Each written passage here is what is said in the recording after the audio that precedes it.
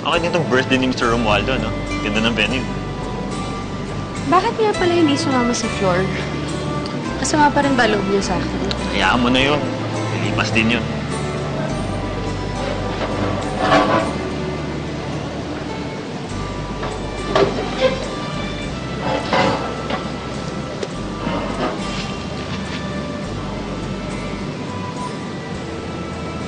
Sana pala hindi na tayo tumuloy dito. Emma, hindi naman pwede. Birthday ni Mr. Romualdo. Tsaka matagal na natin siyang partner. Diba? Emma, hindi naman mawawala yung mga yan. Di ba matagal nagtrabaho si Rob sa Interpacific? And I heard, konektado rin yung travel agency nila sa Interpacific. Bro, gusto ko tong venue ni Mr. Romualdo, pare. Ganda eh. Maganda. Ganda ng pagka-style, ganda ng flowers. Pare, pag kinasal ako, gusto ko parang ganitong setup. Wow, hintayin ko yan.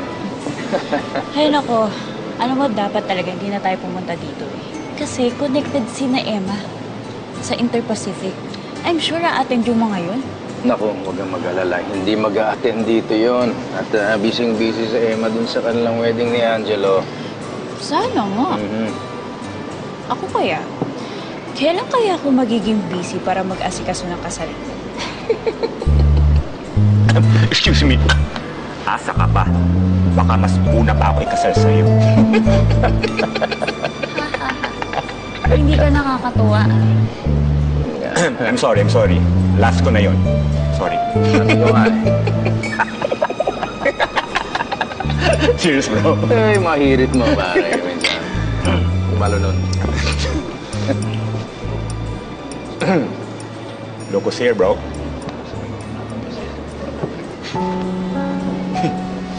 Okay pa halata. Dahan-dahan lang tingin. Okay ka lang? Ikaw okay ka lang?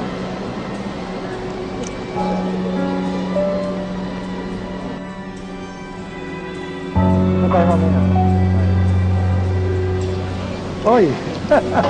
Sir Romualdo, happy birthday. Thank you for coming.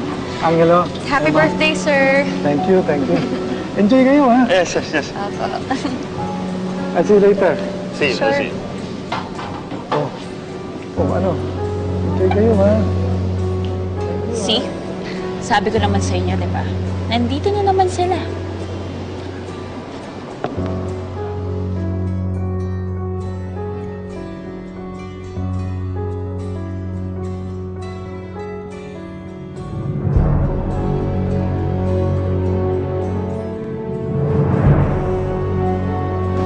Pare, huwag ka masyadong pa-obvious. Halatang halata ka eh.